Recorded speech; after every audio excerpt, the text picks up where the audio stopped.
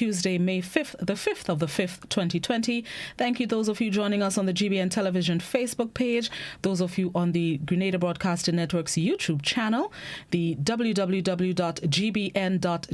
website, those of you watching on GBN Channel 7, 11 and 20, and the listeners of Classic 105 and Hot 98. Thank you guys so much for tuning in once again. It is Tuesday. As usual, on this day of the week, we facilitate Leader of the Opposition. I've unofficially dubbed it Toby Tuesdays here on To The Point. We have Leader of the Opposition, Honorable Tobias Clement. Good morning, Mr. Clement. Thank you, and good morning to you, and good morning to our viewers, our listeners, and to all our people throughout the world, the diaspora.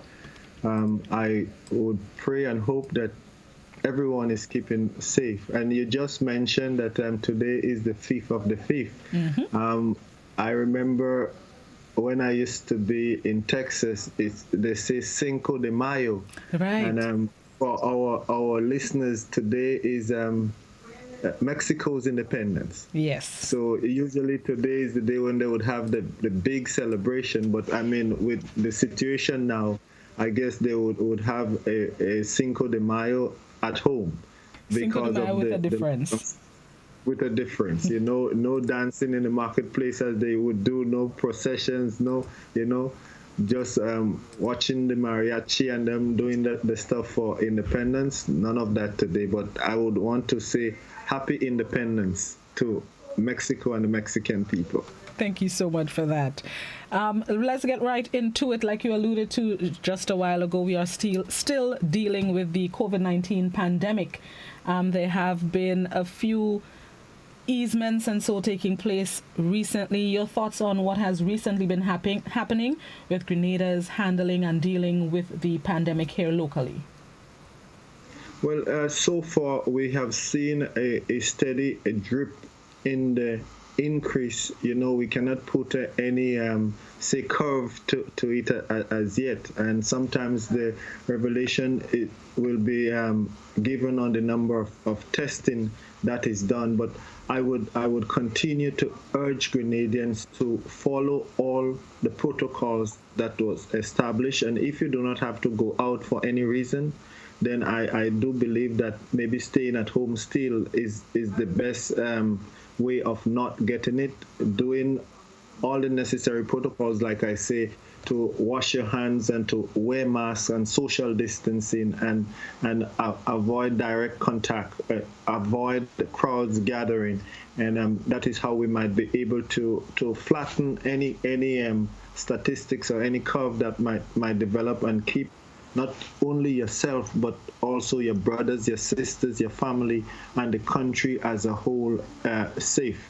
And people will have to take personal responsibility in protecting themselves and protecting the family. So I just hope and pray that we do not have a spike or outbreak any part of this country.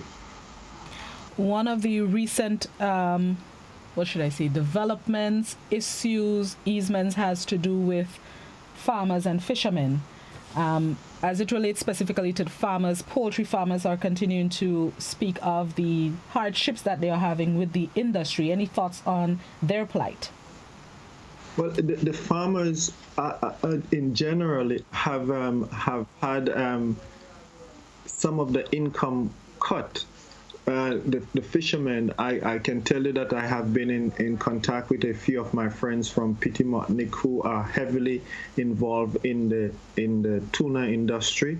This was one of the export that was stopped from going out in terms of shipping out, and they have not. Well, since the shutdown, the last set went out when they sold on the carnage for a reduced price, and since then they have been home, and the plight goes to a lot with the workers on some of the fishermen on the tuna boat who are down and out. I know some people probably went out just for a day or so, just for like the day fishing, but they are beginning to feel the pain and the pinch.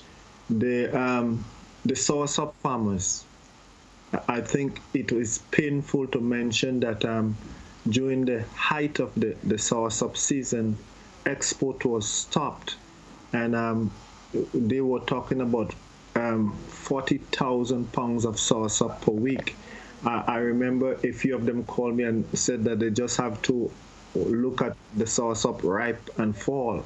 And for them, that is painful. Well, the tree remains, so maybe next year they can bounce back again when the season pick up. But if they were depending on some of this revenue to meet expenses and pay bills, then that is not there. I hope and pray that some of the stimulus funding do meet some of these farmers that were affected in such a way.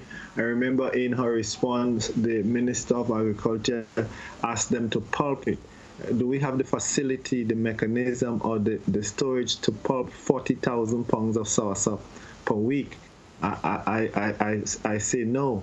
And then we have now the issue with the Poultry Association and the poultry growers in Grenada in general, where yes, we saw that there was an outbreak in the Caribbean agro.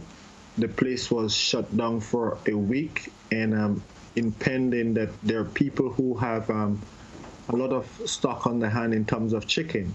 And the chickens, if they're not fed, then you know what will happen. And when I got calls, and in my estimation, they were talking about almost up to 30,000 boilers generally in Grenada, and probably about 10,000 layers to be fed. I take it that on a fortnightly basis, you're talking about almost 10,000 bags of feed to be distributed in Grenada to the association. I remember last week they were clamoring that the Caribbean Agro can get a couple guys that were not tested positive to just get the forklift and bring the food that is there at the gate, because although they shut down, there were feed there that was produced before the shutdown. I am sure that there are a few thousand bags of feed there, and all how they try to get that happen, that lo and behold, to the surprise that the cost of the feed, the information that I was given is that you would buy a 50-pound bag of feed from Caribbean Agro for $35. So usually the big growers that would buy feed above 5 bags or more would pay for a 100-pound bag or 100-pound stock about $70. And when the feed came on Saturday, they noticed a drastic increase in the price of that feed. I think I have the numbers here, and I can share it with your listeners. The feed from Trinidad, the boiler starter, $118 for a 100-pound stock. The finisher, $111, and the layer feed is $120. Compare that to $70. I mean, in a time like this, and if I go further and I give you the statistics too on the invoice from Trinidad that was sent, it says here that the feed as was sent, the starter boiler was like 25 US, the layer was 25 US, and the finisher was 22 US. I mean, that is just around 60 something dollars at the value that they paid for it. But then when you have a markup of at least $50 in a time like this, then I think farmers were almost in tears when some of them called me, because they say that they need a voice, and for the people to know what they would have, I mean, if you are operating at a certain level and you're talking about an extra $50 on a 100-pound bag of feed, what will happen is that you may see a rise in the price of poultry products, eggs and meat. But at the same time, I do believe Caribbean Agro would be getting a shipment of feed or many containers of feed, and Caribbean Agro probably I cannot speak for them as yet, but I'm speaking from the farmers' perspective, have agreed that the feed that they will be getting, which is later on this week, would be at the same price that they were selling for before. But the stock of feed that came in on Saturday, um, I think farmers did not buy the amount that so they just buy enough to hold them probably until the Caribbean Agro can satisfy them with this. But I know from since last week, Friday, Saturday, that there are some people who had to take extreme measures. Like, for instance, I know farmers who are buying rice and boiling it to mix with the little feed that they have to just to sustain them. And I have gotten to some photos where I see some dead layers, and farmers tell me that some of them already, if they break, will they be able to come back and or even satisfy some of the contracts that they have out? And if you cannot satisfy your customer's contract, then they might just look to go somewhere else. And so a lot of them, well, hopefully, and I am hopeful that that Caribbean Agro and the powers that be would act speedily to bring some ease to the stress that is created for the poultry farmers in Grenada. And I can also point out that we always talk about the amount of poultry, but they also informed me for the first time this last Christmas, we did not have a shortage of eggs in Grenada. And it just tells you the level at which the poultry association and the poultry farmers have gotten, because they had surplus eggs and enough eggs to supply all the contractors and to supply Grenada. And just at the point when we were getting up there with the poultry establishment, COVID-19, but at least, one farmer said to me, well, and I said to him that they cannot open Caribbean Agro. They will not open it even though they have feed there, because they're trying to save lives. And he said to me, Mr. Clement, my chickens is everything to me. And if I lose my chicken, I lose everything. What will I do? The stress that is created means, therefore, that the powers that be could repossess, because he may not have the means to start again when this is over. So he said his chickens is life to him. So he would have taken his chances, COVID-19 or not, because we would have to leave after this whole thing is over. Yet, I mean, precautions must be taken, and precautions can be taken. But I asked the question, though, in terms of shutdown of Grenada, I do understand. But the shutdown of export, how is it that Jamaica and St. Vincent were able to boost export during this time without no drastic rise? Are we not the same people to put the same measures in place? I mean, like the South Sub farmers tell me that Amerijet comes in with whatever goods and they leave empty. So I do believe, and I do hope and pray that the government would put measures in place, whether it's drastic or not, so that some of the farmers, fishermen, maybe could start doing what they do, because the little stimulus package would not be able to satisfy a lot of our population. There are just a few, 700, 1,000. How far will it reach? And I anticipate that we may have to come back, go back again to Parliament to maybe do something with the stimulus package. In what way do you think the farmers can capitalize on this opportunity to boost their export? What specific, maybe fruits or vegetables or industry, you think can maybe look to see how they can really capitalize on this opportunity? Well, they will not be able to capitalize to boost export, because exports right now to Grenada is from Grenada is limited. So even if they boost production and they're at home, and I got a call from one nursery that asked me already, Mr. Clement, do you have any extra seeds? I am running out of seeds because I cannot get in seeds as I would normally get to produce seedlings for farmers. On the other hand, in terms of revitalizing this economy, we will have to look to farming and farmers. And I say that without any apology. Earlier this week, or late last week, I think could be last week, Friday, I read the Pakistani government put forward a stimulus package for Pakistan. Imran Khan, who is the prime minister, he spoke about it.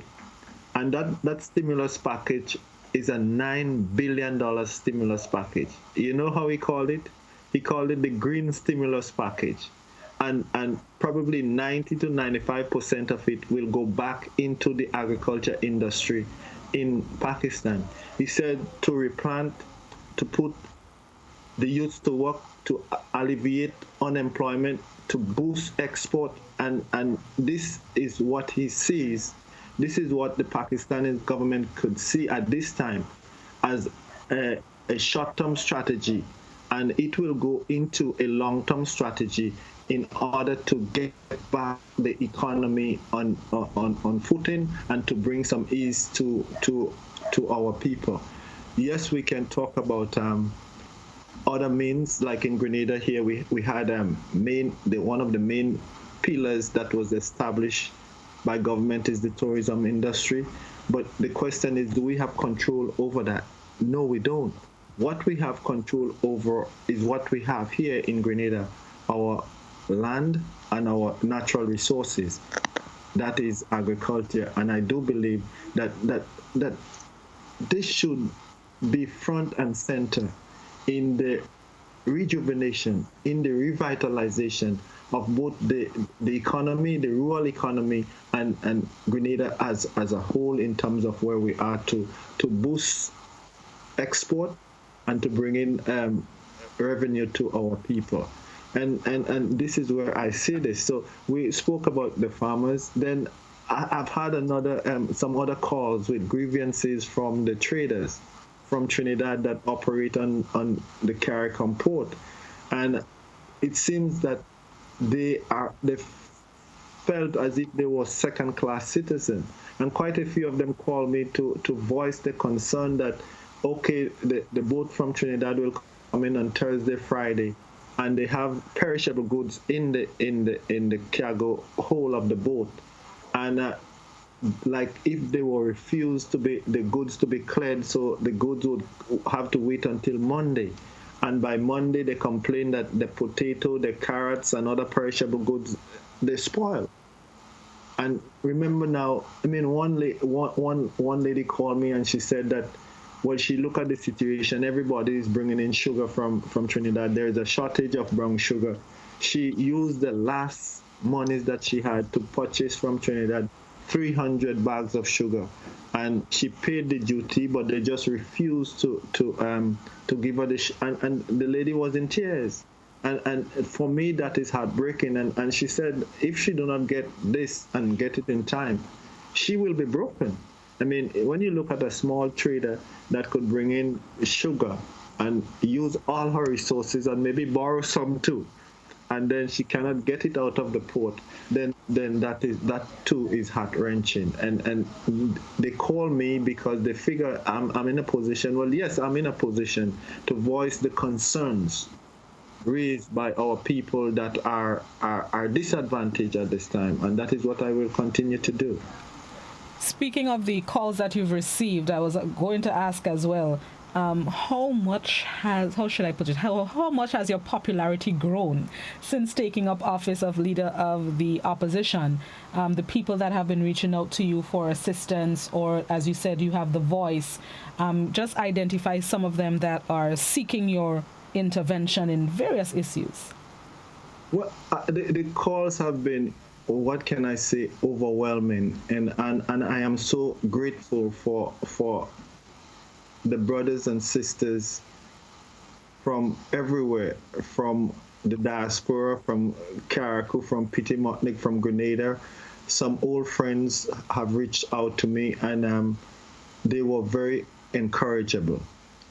At this point in time, that and the support, like I say, overwhelming that I received, because our people everywhere, I believe they were just waiting for a voice.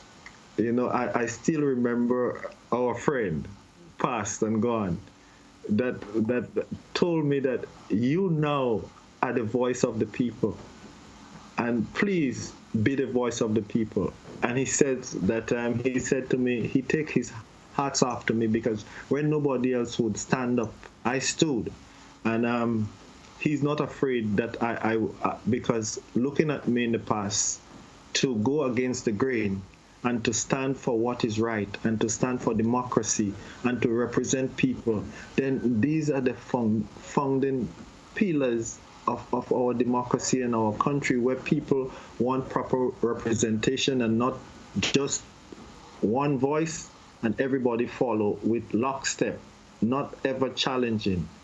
Is it a good thing to challenge? Yes. Is it a good thing to be critical? Yes. It is only by this criticism and by opening up the eyes of our leadership that they will know what is going on in our country. And even in this time of this pandemic, I'm almost wanting to say that some of the calls that I have received so far remind me of the treatment of some of our people by others after we went through the difficult time with Ivan, when just put some people in leadership position or in a position of authority, and they want to flex their muscles and flex themselves, not thinking that it's their brothers and sisters that are at the receiving end. But these things go deep and it hurts. So that when people call me, traders call me, and they say they remember Ivan and they remember how they were treated, and people now looking at and see what is going on. I mean, some people send to me information. All of them I cannot speak to, because they talk about already salary cuts, they talk about price hikes, and I'm thinking, who is looking out for these people? Because we are such that sometimes, I'm not saying all the time, when we find ourselves in a position to make a dollar, we will make a dollar. And sometimes too, when we find ourselves in a position to take advantage of our brothers and sisters, we don't have no gumption. We do it, and without any. But I would tell our people, step back, especially some people who are in authority and who have the means, that when this is done, it is your brothers and sisters that are affected. Because after all, Grenada is a small place. And it's just, we talk about everybody, the bloodline is very close. And we say it is a small world, because sometimes, Blossom, I might do something against you, and then when I follow, Blossom grandfather probably comes from Carriacou, who is a relative of my grandparents too. And that is how, because I have met family in Grenada that I did not even know that, and this is how it goes. So our people have to take back. But I also would call on the authorities that are in control, that don't let our people be taken advantage of by any unscrupulous people that may not have any reason for. Just the situation is there, I can gain from it, and I will not hesitate to gain from it. And that is a call that I would make to the government. As a one-man army in the lower house, though, you think you have enough influence to help the people who are reaching out to you for assistance, for intervention, for support, for advice? Well, I have, I think my voice have already gone out there. And I would not say, well, yes, a one-man army in the lower house. But the truth about it, I have been able to reach out in these times, in these difficult times for people, because I have called on friends. People have called me and they have contributed to the help that is given in the communities. I cannot satisfy everybody.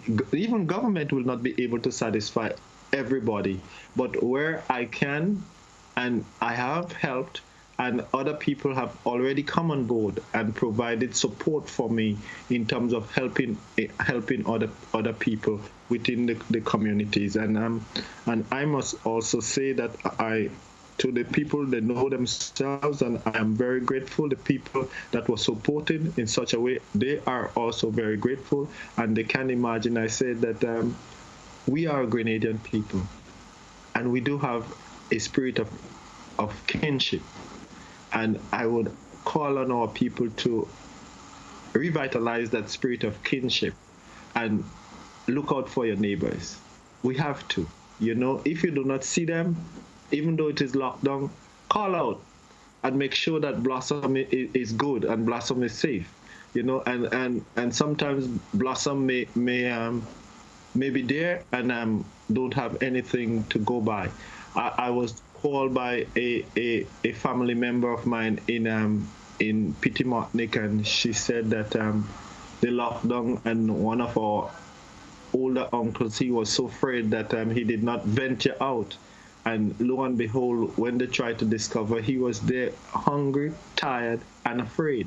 And this is what you have to do. We have to look to our people to provide that support. And I dare say, Blossom, that something that affected me and affected me to the core. We talk about support, and sometimes we only talk about the physical support. But what about the psychological support?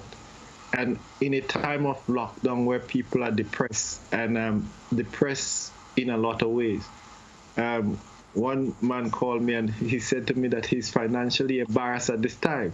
He can't even provide for his family, so he has to look for other means. And if you're there and you're a construction worker and you've been out of work for 4 weeks, things are beginning to get real dicey with you. And what can play on the mind? The social impact is great, very great.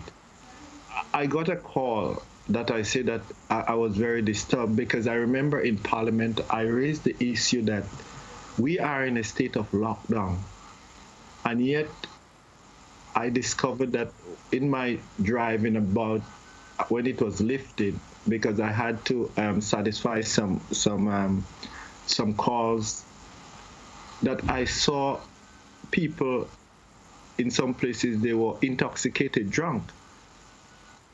And I could not believe that during a time of lockdown, as soon as it's open, we release on the prohibition on alcohol.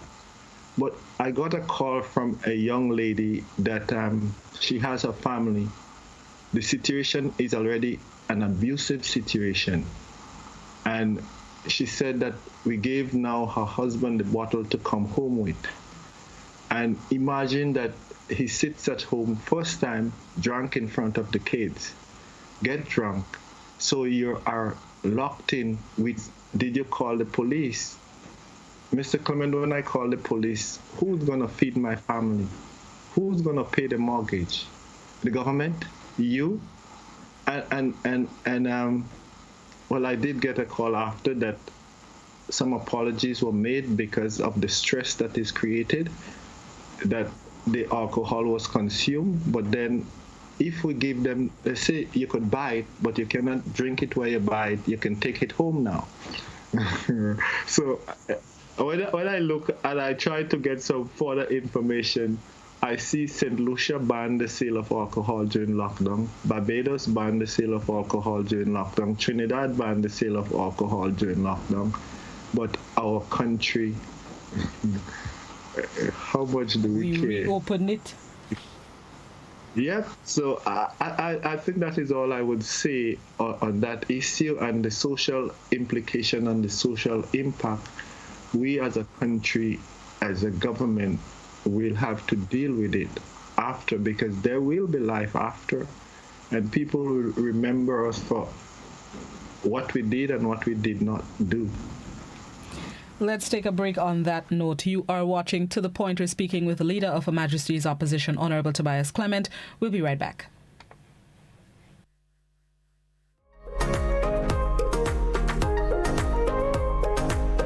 The NIS is committed to your well-being and continues to provide the same excellent service to you from the safety of your home or office. Therefore, from April 2020, all remittances must be submitted electronically to nisremit@nisgrenada.org. The e-remittance templates can be downloaded from our website at www.nisgrenada.org/e-submission. Alternatively, you can provide us with your email address and the required Excel spreadsheet will be sent to you. Call 440-3309 or chat with us on social media for more information. NIS, serving you because we care. COVID-19 is an infectious disease caused by a new coronavirus introduced to humans for the first time.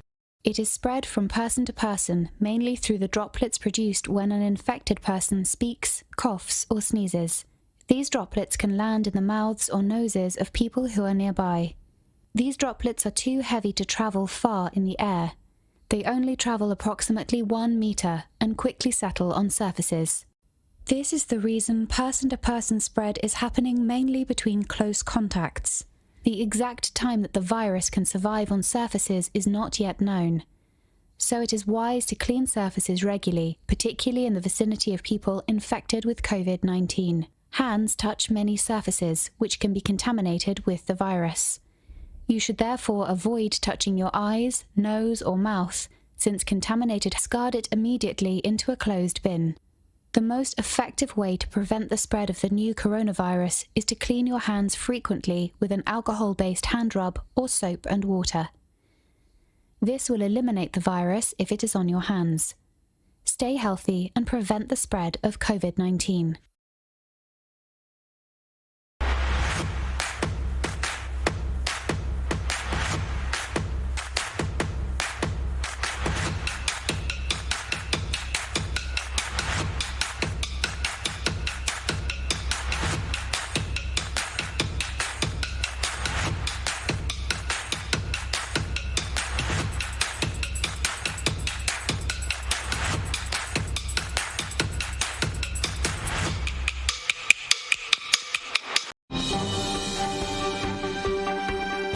See it first on GBN. All the stories, from politics to industrial unrest.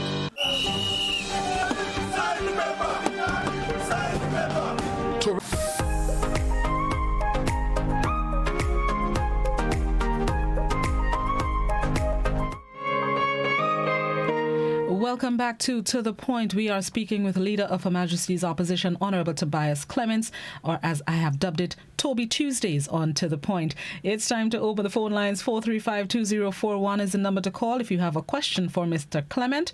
You can also pose your questions on the WhatsApp. It's also 435-2041, but please do not voice or video call the WhatsApp, only written messages. You can also pose your questions, comments, queries, concerns on the GBN Television Facebook page or the Grenada Broadcasting Network's YouTube channel. Let's take our very first phone call of the program. Good morning. Yes, good morning, citizen. Well, greetings.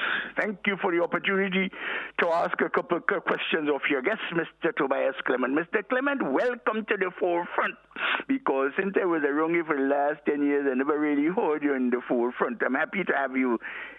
Now, I have 4 questions for you. Please take note. I wish to ask you kindly to answer my questions correctly and to the point.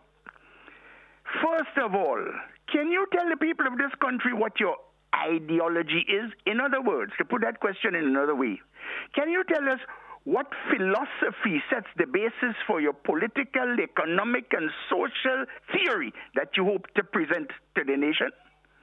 2, there is sufficient evidence to demonstrate that the Constitution, so-called, of Grenada is an illegitimate document. In other words, it was never made into law in the country. Yet it makes laws that we have to adhere to. Do you have a view on that? What's your intention for the future of correcting this anomaly of our history? 3, do you have an opinion on the bequeathing of the national patrimony, namely the hydrocarbon reserves of the country, given to a private company without a cent coming into the country's coffers through bidding or tendering? 4, what's your view on the sequestering of the electoral office and the system which puts it into place, where the Prime Minister's office controls it and, as a matter of fact, has taken over the National Civil Registry? I hope my questions have been properly put, and I therefore leave it to you now to answer me. Have a nice day, will you, Citizen Welsh? Thank you, Citizen Rollo. All right, let's see how we can condense those answers. Go ahead. Thank you very much, Citizen Rollo. I have never met Citizen Rollo before. I know of him, and I listened to him a few times on radio and so forth. And he posed 4 questions. He said that I should answer them and answer them truthfully. Do I have all authority or knowledge? I don't. But to the best of my ability, the first question he asked is about my vision and my political philosophy. And in terms of going forward, I have been aligned with the New National Party for the last, before I left, for the last 30 years, and that philosophy. I read its constitution in terms of developing people, developing country, lifting up our people from where we are. I think last week I made mention that since I was a kid, my grandmother mentioned the word grassroots and third world. If, as a people, we were able to educate our people and put them on a path of development, sustainable development, that could alleviate the poverty, the unemployment, and people develop in Grenada to be citizens that have a full responsibility to themselves and to the country, and to be what they want to be. How many of our people in Grenada today are given the opportunity to rise to the level that would say at the beginning, at the middle, at the end of their life, I am satisfied with where I am in all the socio-political, economic sense of the word. So my thing that I say that at the end of this year, I would want to walk with my head up, knowing that I lift up my brothers and sisters and put Grenada, put St. George's Northeast, Carriacou and Pitimonik on a higher plane of development. And so a development platform will be presented. In terms of the constitutionality of the constitution that is given, I would have to seek counsel, because I have not delved into depth in terms of how it was made, how it was presented, how it was given. I mean, we have had it now from since 1974 to now, and we abide by it. And I would urge our people to be law-abiding citizens. And I am one that do believe in the Constitution. I mean, all developing countries, where governance is, whether it is a democratic, whatever government, there is a constitution that guides. Even political parties do have a constitution that guides. So I would seek counsel in terms of the legality of our constitution. I do not think that is quite. I know maybe for some people it is questioned, but then that's a question that for people that are in the field of law to answer. The third question that he asked about is the hydrocarbon reserve. Maybe that was discovered in Grenada's waters or whatever is there. And it is a question that I also asked too, in that I believe that the perception of our people, whether rightly so or not, is that yes, announcement was made. I cannot say for sure because I did not see any documents where deal was made, but I do understand deal was made, maybe hidden from our people and not open at all. But we have to remember that we are stewards. People in position of authority, government, prime ministers, ministers, are servants of the people. And we are put in charge of the people's business.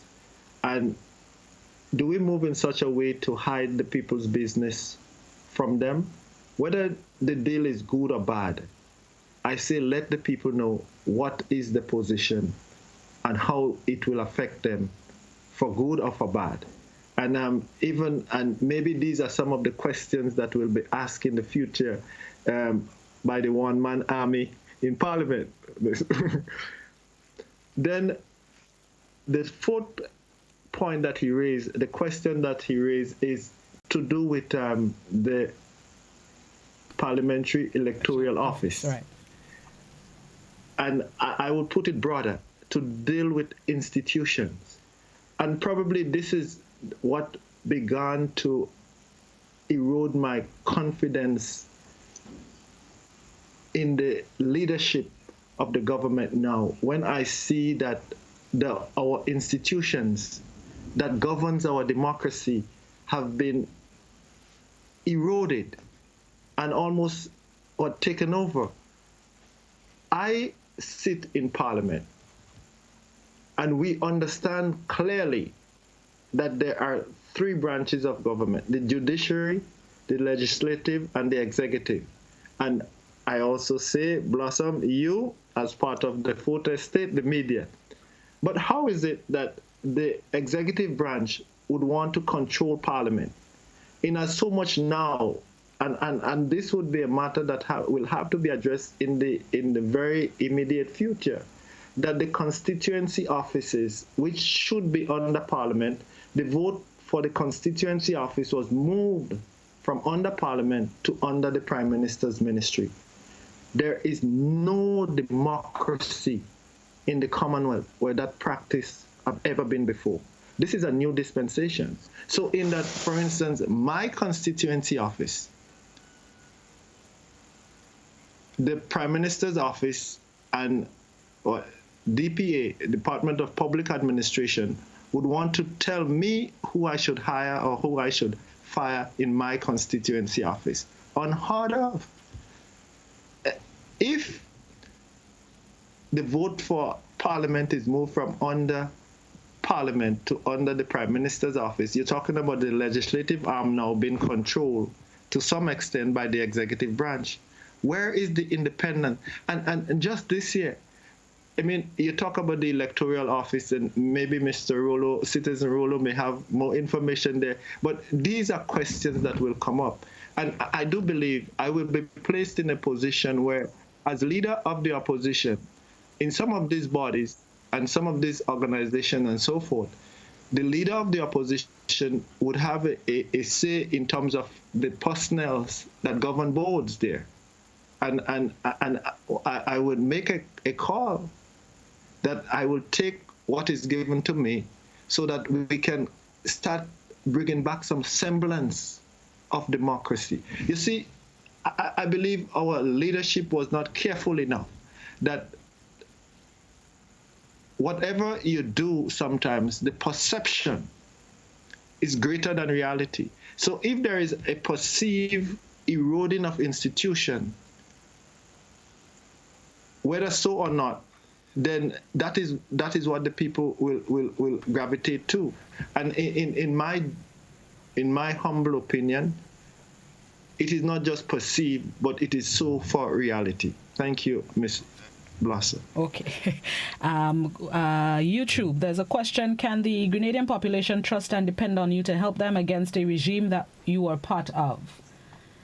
And I would add to it as well, there are comments or questions that while you may hold the official position of leader of the opposition, they do not believe Grenada's has an opposition still. They still believe that you come with the ideologies and the ideas and maybe even the plans of the ruling administration, and that you're no different, seen as you were part of the organization for 30 plus years.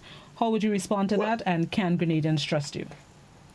The thing about it, I have no doubt where I am, because I think last week I made reference to that and this is the same thing, and now again I have to go back to my friend Mr. Grant, and he says that he has been looking to me and my deportment over the last years, and it seems that during those times I was the only one who stood and said, okay, let's look at this a second way. And I believe where I am today, have I ever changed I have been consistent in my philosophy in challenging the status quo.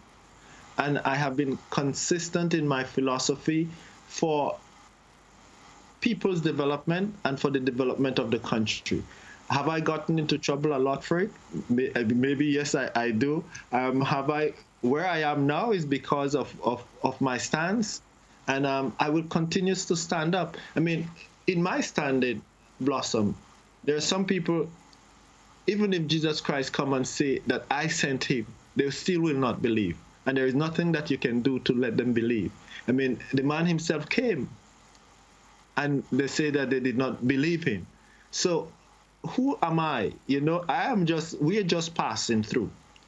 And I believe our time here, as we pass through, what we will leave behind is the memories, how we impact our brothers and sisters. And what will we do with all of it? We cannot go with it.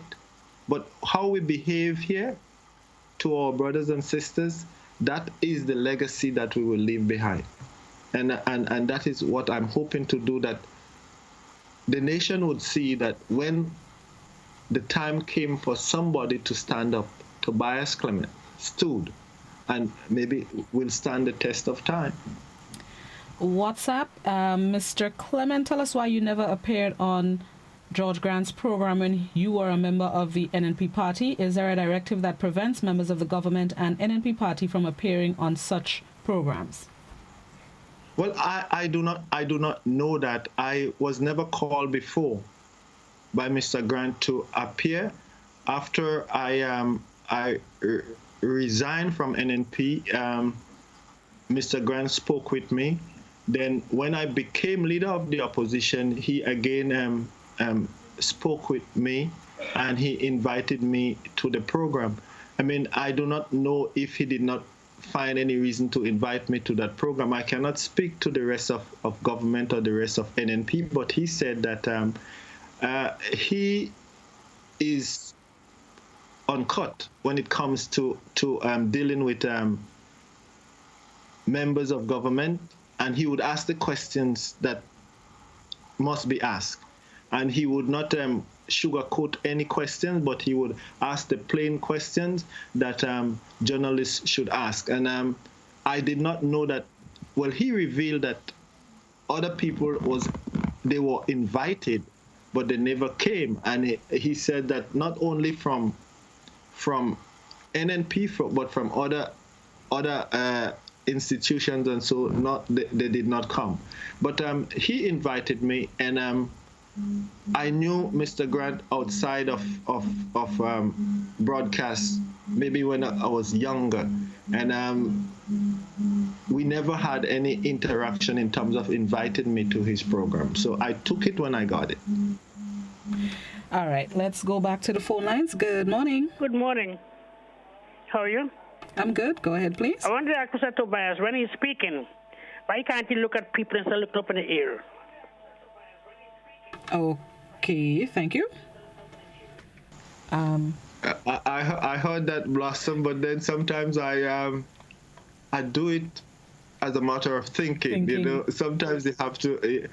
If you look directly, you may not get the focus. So I guess maybe I will be trained in such a way as to focus. But if you have to think and think well, sometimes you have to look for your thoughts. Maybe they come from the sky. God knows. Understood. I do it sometimes. There's a question. Can you tell us when we can expect news about the appointment of senators and your plans going forward if you are running as an independent or starting a new political party? Well, I did say that I kept to my chest, and I could tell you, Blossom, that it's close enough in terms of when I would do it. I've had probably over the past couple of days some final ironing out to do, which I did, and I have gathered together a number of people around me, and we will meet and we will plan the way forward for moving forward with an organization that is worthy of the Grenadian people in terms of taking this country forward on a platform, on a trajectory of real and sustainable development. So we could say by end of this month, we could get an answer in 2 weeks. Yes. I mean, no doubt about it. It's locked and loaded. So we're saying 2 weeks, or we're saying end of month? I want to have it in my mind. I would surprise. Should I call you before? Yes, let me know. I will give you a front row seat. All right, I inside it now. NNP and NDC have loyal supporters. Seeing as you're thinking of forming a new political party, how are you planning to convince them to join your organization or to support your organization? Loyal supporters are always there, but we always have to remember that we operate in a democracy. And what will you call a loyal supporter? What I would ask people to do is just to be objective in the thinking. Blossom, will I be loyal to you come hell or high water? Even like I remember, was it the president of the United States said that even if he walks down 2nd Avenue and take a gun and shoot somebody, his loyal supporters would still support him. I mean, you have to support what is right. And I believe as a people, if I am with you and I support you even with the wrong you do, and not even to talk to you and say, Blossom, I believe you should take a second look at this, and I am wrong you. It's just like a quote from Martin Luther King, which said, at the end of the day, when you look back, you will not look, how would you look at your friends? You would not remember the words of your enemies. What you would remember is the silence of your friends. And if we are supporters and we remain silent when things are going right, things are going wrong, but we just there, come what may, we just there. That is blind in itself. And this is where I would call on all Grenadians to start opening up yourselves, because the only how that you can be a progressive people is by continuously having objective views. It's like the man said that the illiterate of the 21st century will not be those who cannot read and write, but those who refuse to unlearn what they have learned and relearn again. He is talking about objectivity, in that you always have to have an open mind. And I would call on all Grenadians to open up themselves and open up their minds to new ways, new innovation, new thinking, new people, new strategies. And for heaven's sake, sometimes you just have to think outside the box. Let's take this final caller. Good morning. Yeah, Blossom, I'm listening to Tobias Clement, and I'm asking him again a specific question. How soon can you name your senators? I heard Blossom ask you a similar question. I'm not talking about organization and launch the party or whatever it is. I'm asking you, could we expect or could we see definitely that you announce the appointment or appoint the senators? Because I think you have been an opposition leader for not a long time. But what I'm trying to tell you is that you should have all these things in place so that your opposition senators represent you properly in the Senate. And asking you again, could you tell us how definitely we need to know and we need to see that opposition senators be appointed as soon as possible? Thank you very much, caller. Blossom, I would tell your caller, as she called the last time, I am guided by the Constitution.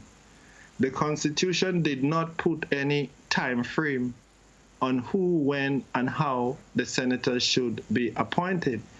That is just one part of the institutions. There are a lot of other institutions in our country that need to be properly constituted. Why is it that the caller is insisting it will happen? The Constitution gave me my time, and that is what I will do. I will abide by the Constitution and not by her time. I think that's all the questions. Well, we are out of time. 1 more minute to go. Just one comment. Congrats on settling into your role. It is a rugged road, but you seem to be settling in. Eagerly awaiting the announcement of the senators. Time to build a new party. You have always looked outside the box, not following the Prime Minister blindly. Well, thank you, Blossom, and thank you, the person with the comment. And again, before we close, Blossom, maybe I might give the last word to say that I would call again on all our people to follow the protocol that is established. COVID-19 have, in the entire world, have over 3 million people have been infected. We see over 265,000 people have passed because of COVID-19. So we know it is not something to trifle with. COVID-19 have affected our brothers and sisters, especially in the diaspora.